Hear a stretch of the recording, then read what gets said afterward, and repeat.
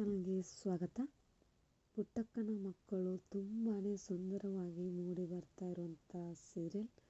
ಇಲ್ಲಿ ಸಹನಾನ ಒಂದು ಬದುಕನ್ನು ಕಟ್ಕೋಬೇಕು, ಸಹನಾ ಕೂಡ ಎಲ್ಲರಂಗೆ ಚೆನ್ನಾಗಿರಬೇಕು ಅಂತ ಊರಿನ ಜನರ ಸಮ್ಮುಖದಲ್ಲಿ ಸಹನಾಗೂ ಕಾಳಿಗೂ ಸಂಬಂಧನ ಕಟ್ಟಿ ರಾಜವ್ವ ಮಾತಾಡಿದಾಗ ಸಹನಾ ನನಗೆ ಕಾಳಿ ಬಗ್ಗೆ ಆ ರೀತಿ ಯಾವ ರೀತಿ ಅಭಿಪ್ರಾಯ ಇಲ್ಲ, ಅವನನ್ನು ಫ್ರೆಂಡ್ ಅಷ್ಟೇ ಅಂತ ಹೇಳ್ಕೊಂಡಾಗ ಕಾಳಿ ಅಭಿಪ್ರಾಯ ಕೂಡ ಸಹನಾನ ತಲೆ ಮೇಲೆ ಆನೆ ಮಾಡಿ ಹೇಳುವಂಥದ್ದಾಗಿರುತ್ತೆ. ಆಗ ಸಹನಾ ಹೇಳಿದಷ್ಟು ಸುಲಭವಾಗಿ ನನಗೆ ಹೇಳಕ್ಕೆ ಧೈರ್ಯ ಇಲ್ಲ, ನಾನು ಸಹನಾನ ಪ್ರೀತಿ ಮಾಡ್ತಾ ಇದ್ದೀನಿ ಅಂತ ಕಾಳಿ ಹೇಳಿರೋ ಒಂದು ಮಾತಿಗೆ ಊರಿನ ಮುಖ್ಯ ಮನುಷ್ಯ ಇರ್ತಾನಲ್ಲ ಅವನು ಹೇಳ್ತಾನೆ, ಸಹನಾ ಮೇಲೆ ಬೆಟ್ಟದಷ್ಟು ಪ್ರೀತಿ ಇಟ್ಕೊಂಡಿರೋ ಕಾಳಿ ಜೊತೆ ಸಹನಾಗೆ ಮದುವೆ ಮಾಡಿಸಿದ್ರೆ ಒಳ್ಳೇದಾಗುತ್ತಲ್ಲ, ಸಹನಾ ಕೂಡ ಗಂಡನ ಬಿಟ್ಟವಳಿದ್ದಾಳೆ, ಕಾಳಿಗೂ ಸಹನಾಗೂ ಜೊತೆ ಮಾಡಿ ಅಂತ ಹೇಳ್ತಾರೆ. ಈ ಕಡೆ ಪುಟ್ಟಕ್ಕ ತನ್ನ ಮಕ್ಕಳ ಜೀವನದಲ್ಲಿ ಏನೇನೋ ಆಗ್ತಿದೆ ಅಂತ ಕಂಗಾಲಾಗಿ ನಿಂತಿರ್ತಾರೆ. ಇಲ್ಲಿ ಬಂಗಾರವ್ವ ಕೂಡ ತೀರ್ಪನ್ನ ಕೊಡಕ್ಕೆ ನಿಂತಿರ್ತಾರೆ.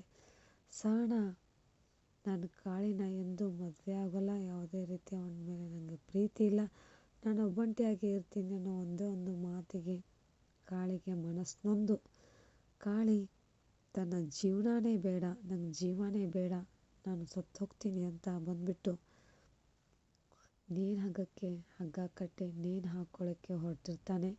ಈ ಕಡೆ ಕಂಠಿ ಹಾಗೂ ಸ್ನೇಹಿತರು ಎಷ್ಟೇ ಕೂಗಾಡಿದ್ರು, ಬಾಗಿಲು ತೆಗಿಯೋ ಕಾಳಿ ಅಂತ ಕೂಗಾಡಿದ್ರು ಕೂಡ ಇಲ್ಲ, ನಾನು ಬದುಕಲ್ಲ, ನನ್ನ ಬದುಕು ಉಪಯೋಗ ಇಲ್ಲ, ನಾನು ಸತ್ತು ಹೋಗ್ತೀನಿ ಅಂತ ಕೂಗಾಡ್ತಿರ್ಬೇಕಾದ್ರೆ ರಾಜವ್ವನ ಮನಸ್ಸಿಗೆ ತುಂಬ ನೋವಾಗ್ತಿರುತ್ತೆ. ತನ್ನ ತಮ್ಮ ಸತ್ತು ಹೋಗ್ತಾನೆ ಅನ್ನೋ ಭಯ ಕಾಡ್ತಿರುತ್ತೆ. ಈ ಕಡೆ ನೀನಿಗೆ ಶರಣಾಗಬೇಕು ಅಂತ ಕಾಳಿ ಕೊರಳಿಗೆ ಹಗ್ಗನ ಹಾಕ್ಕೊಂಡು ಹಗ್ಗವನ್ನು ಬಿಗಿತಿದ್ದಾನೆ. ಹಾಗೆ ಚೇರನ್ನ ತಳ್ಳಕ್ಕೆ ಹೊರಡ್ತಿದ್ದಾನೆ. ಕಾಳಿನ ಕಾಪಾಡ್ತಾರ ಕಂಠಿ. ಮುಂದಿನ ಸಂಚಿಕೆಯಲ್ಲಿ ಕುತೂಹಲಕಾರಿ ಸಂಚಿಕೆಯಾಗಿ ಮೂಡಿ ಬರಲಿದೆ.